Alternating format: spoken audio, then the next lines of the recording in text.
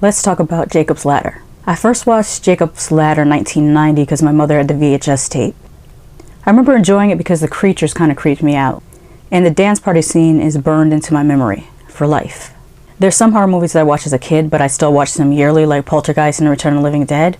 I've probably seen those 100 times at least. This one, on the other hand, kind of made me feel uncomfortable and creeped me out the first time I watched it, so this is only my second time revisiting this movie with an adult mind. I had recently done that when I started this channel with Eyes of Fire. I just remember that movie scaring the crap out of me when I was about 10 years old, and I forgot the name of it. It took me years to figure out what the name of the movie was to find it again, and that was one of my first videos on this channel. Now that I think about it, I think I'd like to do that with Rawhead Rex and The Keep. This movie had a great opening sequence with Vietnam and the body horror that is war. Jacob's girlfriend is an evil naked wench. She's a wench because of what she did to his photographs, and she's either topless or naked throughout the movie, so that's why I call her a naked wench. Her actions are actually explained later on in the movie. I also like the scene with the teenage girl singing to him Mr. Postman. That was kind of fun because he is a postman. But let's talk about that dance party scene. It still holds up after all these years. I'm wondering how they'll treat that in the remake, or if the remake is going to go the Suspiria route and be an entirely different thing altogether. The non-linear storytelling still feels fresh because of how well it's done. The lighting and cinematography are all done very well. This movie looks great. There are scenes where the color is drained for effect, but it worked out very well and it's only for a few scenes. I definitely got more out of Jacob's Ladder as an adult. All the bits about the army experimenting on the soldiers went completely over my head as a kid. It didn't creep me out as much as it did when I was younger. Now watching it back, it felt more like a dark fairy tale, but it could just be that I've built up more of a tolerance to horror, because I feel like horror is like weightlifting. It's like the more you watch, the more you can handle, the more you can, it's kind of like when you, yeah, the more you can lift, the heavier the horror you can take. That also makes it sound like a drug. Anyway, more stuff scared me when I was 14 than what scares me now. Although there are still a few movies that I won't watch alone in the dark. Probably only 3 that I can think of. Just The Exorcist, Martyrs, and the original Japanese version of Ju-on. No matter how many times I watch those films, they still creep me out. And it kind of makes me feel some type of way when young people are like, The Exorcist isn't scary. Well, it would be if you put your phone down and watched it. I mean, not for nothing, any scary movie can be made not scary if you're playing Minecraft while you're watching the movie. Just saying. No shade but shade. More recently, I would add The Conjuring. Although some people were more afraid of The Conjuring Part 2. Although the only thing that kind of creeped me out in The Conjuring Part 2 was that nun.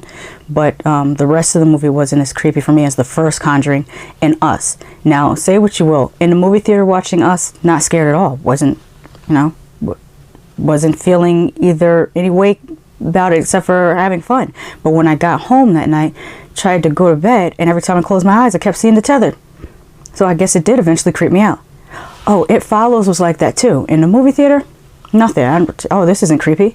But walking back to your car and has someone about 20 feet behind you walking as well, you double check a little bit. I thought that was kind of cool how some movies, the creepiness sneaks up on you. Like, it's not immediately creepy, but it's creepy afterwards. Do you guys have any movies like that? Put in the comments. I want to hear your opinion.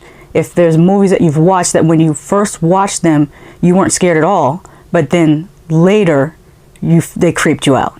And Hereditary. If you saw my Hereditary review, I was recording my review, and My sister decided she was going to open the door and then do that while I was reviewing, and it startled the hell out of me, and I left it in the video. But that one falls in line with the other ones. Not particularly scary when you're watching it, but then afterwards there's like a residual creepiness. Yeah, that's what I'll call it from now on. Residual creepiness. What movies have you watched that were residually creepy? Jacob's Ladder doesn't fall into that for me. It creeped me out as a kid. Doesn't creep me out so much right now because I understand more of what the storyline was about. Same thing with Candyman, Hellraiser. Very creepy. But when you think about the context of the stories, it becomes less and less creepy. I told this story in my Candyman review, but in case you missed it, when I saw Candyman as a teenager, I put a sheet over my dresser mirror for a week. That's how creeped out I was by that movie. And Hellraiser, I watched it. I remember when I watched Hellraiser for the first time. It was on a Saturday afternoon at about 2 or 3 o'clock. Broad daylight. I was fine. But then nighttime came, and like I said, residual creepiness. It creeped up on me. But now that I've seen those movies so many times, they don't have the same effect on me. Both Jacob's Ladder and Candyman address social issues, like loss within the plot of the horror stories. And they're great examples of what I like to call intellectual horror. The very thing that movies like Hereditary, Us, and Get Out are praised for today. Not saying that they don't deserve their props, just that horror is a genre that very often talks about social issues. It's very funny to me that people are acting like this is a new concept when there's so many horror movies that are more than just telling a scary story. Anyway, I really enjoyed Jacob's Ladder 1990. The cast was really good, which, I mean, obviously they went on to be, well, they were pretty well known before, but then they still went on to do even greater things. The movie brought on a sense of heaviness and dread, supplemented by some pretty good gore and creature design. I can't really find any fault with the script at all. For those who haven't seen Jacob's Ladder, the reveal at the end wasn't bad. And since so many other movies have done a similar reveal, you might pick up on it beforehand, but keep in mind this was done, 30 years ago, and at that time, this reveal was not overdone. It was I can't think of maybe 4 or 5 movies that did this type of reveal before it became even more popular. So at the time, the reveal was very, oh wow, that's cool. Whereas now, since there's been so many movies to copy it, if you hadn't seen this, you might have seen the movies that copied it, and then if that's the case, then you might guess the reveal before it happens. But one more word about the writing. This is what I was criticizing the other night about both Antebellum and Spiral. Jacob's Ladder, it didn't outright tell you everything, but it left enough contextual clues for the audience to make their own determinations. And the thing about both Antebellum and Spiral is they're very surface level. They didn't really go as deep as they could have gone. I mean, who knows? I might rewatch them and pick up on things that I didn't pick up on before, but from my current day vantage point, I feel like they could have been written a little bit better, and I feel like Jacob's Ladder is a good example of that. This type of movie is not for everyone. It's not what one would call a mainstream horror movie. It's more, but it's not really what I would consider art house either.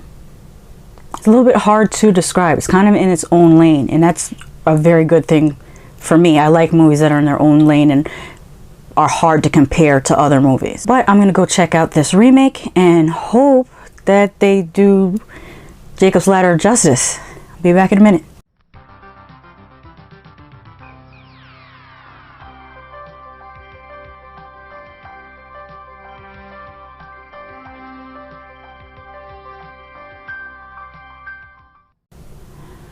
I don't know if this is Jacob's Ladder or Isaac's Ladder.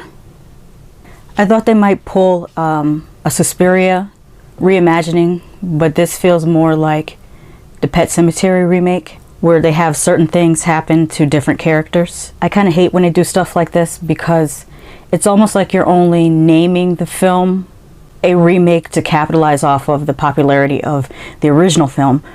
When you change too much about a remake, it's better, I feel like, just make it its own thing and say, oh, this movie was inspired by. And for the love of all things good, stop with the whack CGI. And the sad part is that I feel like Jesse Williams would have made a really great Jacob in a straight remake of Jacob's Ladder. And I would have cast Audrey Plaza as the girlfriend. And I would keep Nicole Beharie, but cast her as the ex-wife, and then gender swap Jacob's son for a daughter, only so that I could cast that cute little girl from Shazam. I even recast his whole army platoon. I wrote down his army platoon would have been Evan Peters, John Cho, Daniel Kaluuya, Winston Duke, Logan Marshall Green, and Danny Glover would have been the chiropractor. See how I just swapped one Danny for the other? The chiropractor was played by Danny Aiello in the 1990 Jacob's Ladder, and in this one I would put Danny Glover. See how fast I recast this movie in my head before Jacob got to the shaky head stuff. A reveal that was shown in the damn trailer. Why? I was silly to even think that the trailer was going to pull a red herring. Instead, it spoiled the whole movie, which is why I have a new rule. I only watch the first 30 seconds of a trailer for horror movies because they reveal too much. 30 seconds tops. So I can see, well, does this look good? Does it look bad? And that's it. If you watch any more than 30 seconds, it's going to spoil the whole movie for you. When the special effects look better in the 30-year-old original movie, you know you've done something wrong. Remember how I kept telling you about that dance scene? They tried to incorporate many of the elements from that dance scene into a sex scene, and I've seen better stuff on TV shows. You could literally see more graphic, horrific imagery on your average episode of American Horror Story or the Exorcist TV show. And I feel like they just put this in there so that they can make it rated R, because without that, this could have easily been a PG-13 movie at best. And I gotta mention this. Take a deep breath. The ending with this rap song that sounds like it was written in 2002.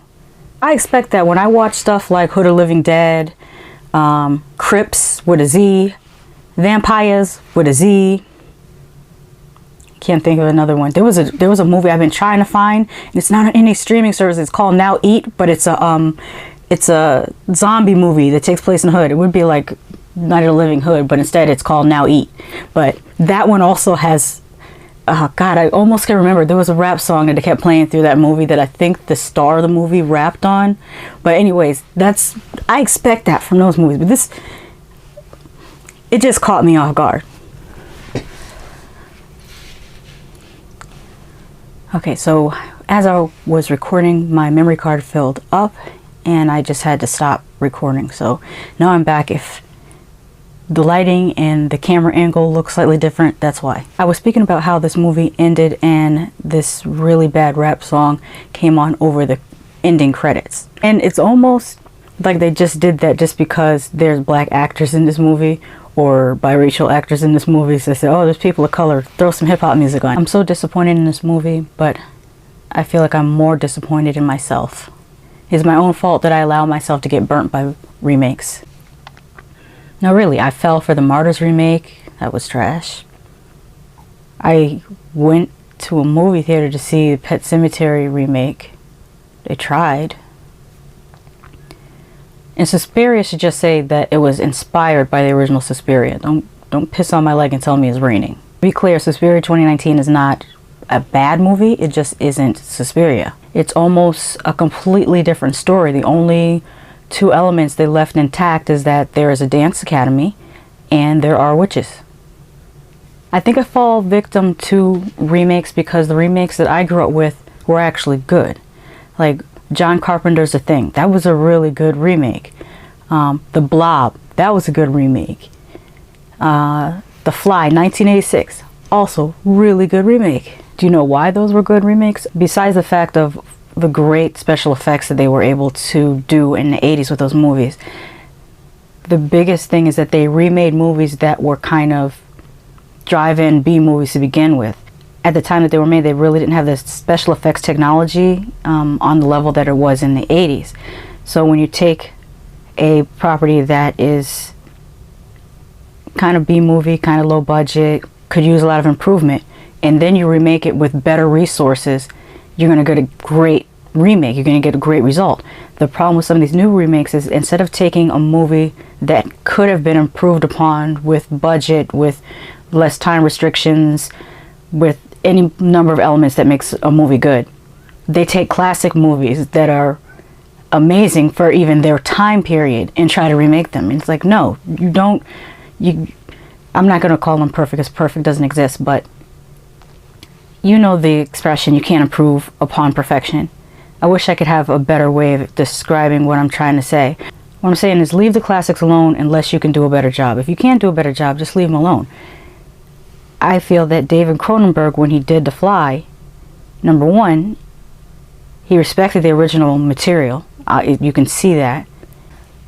The Thing, The Fly, and The Blob were all sort of drive-in schlock. They were still fun. As a little kid, like 6 or 7 years old, I saw The Fly on television. I saw The Blob on television before seeing the remakes. So that was really cool. The one I didn't get to see the original for first was John Carpenter's The Thing. I saw that at the drive-in when, I think it's one of the first movies I have conscious memory of seeing. I didn't even know that that was a remake until maybe I got into high school and heard about The Thing from Another World, because I don't know whether that one was quite as popular as The Fly or The Blob.